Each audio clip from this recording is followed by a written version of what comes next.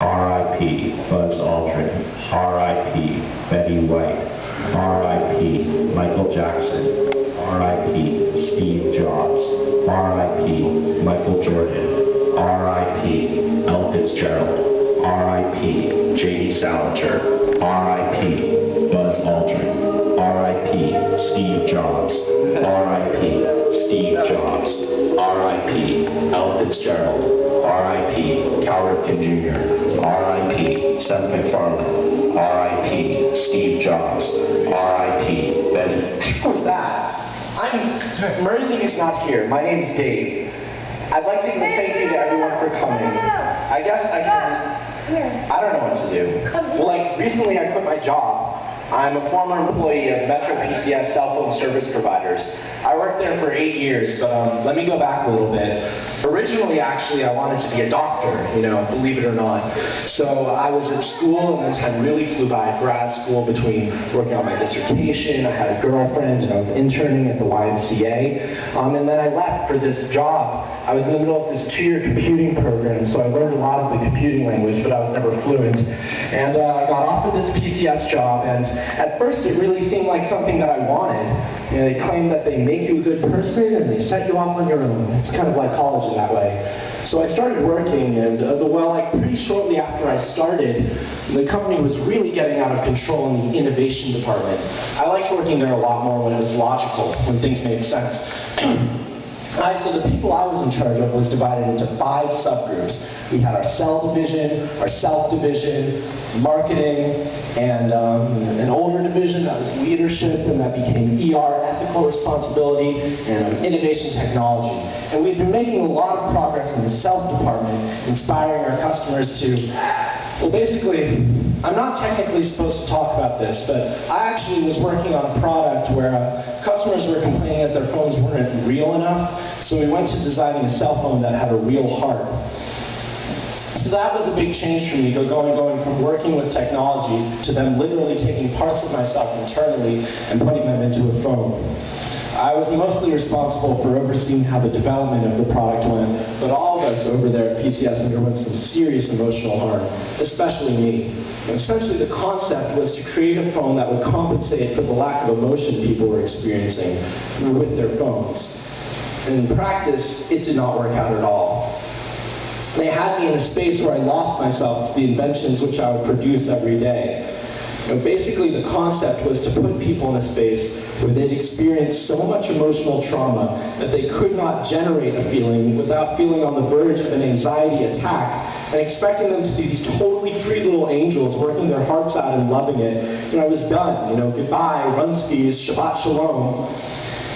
It took a while, though. For a long time, I was really divided because it was easy money. I lived pretty comfortable for 8 years.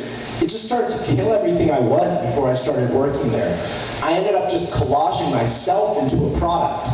I'd see things around me and they'd become like parts of my brain. I forgot I wasn't happy.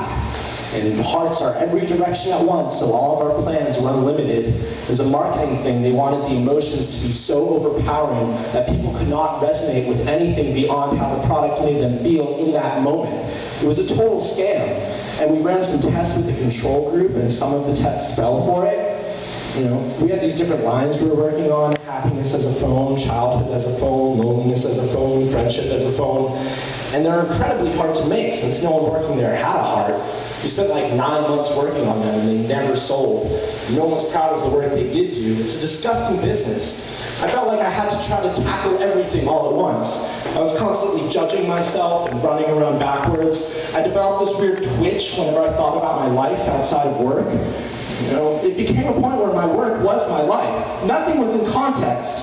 I barely understood my surroundings. I ended up judging things before I realized anything about their heart. I ended up pretending I was completely infatuated with everything I was doing and not actually caring about any of it. I got so used to acting nothing like myself.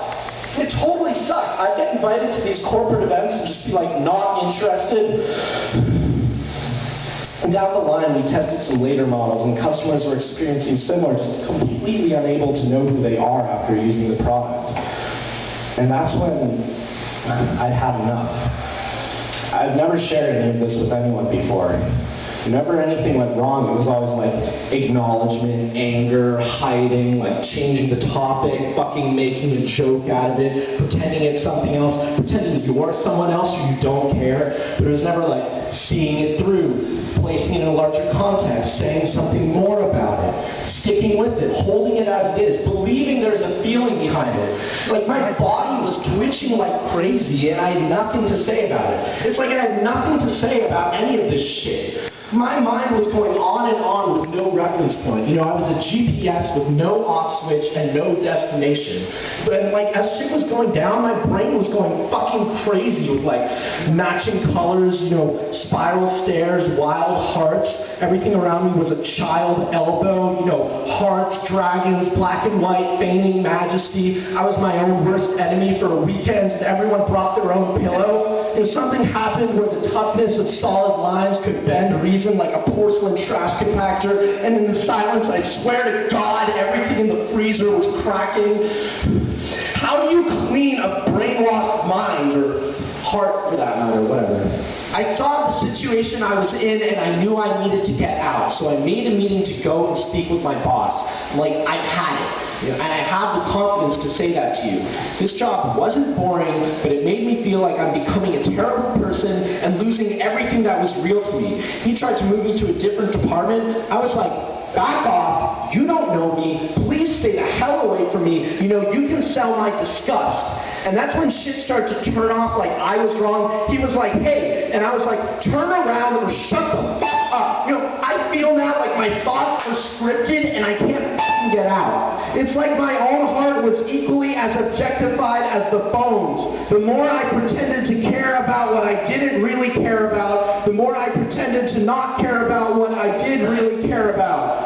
You know, I obviously have no idea what it means to work at a cell phone company like I don't have a job.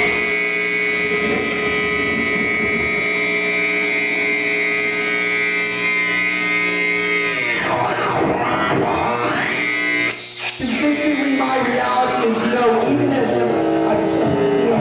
consistently, my reality is no, even as I'm talking to myself.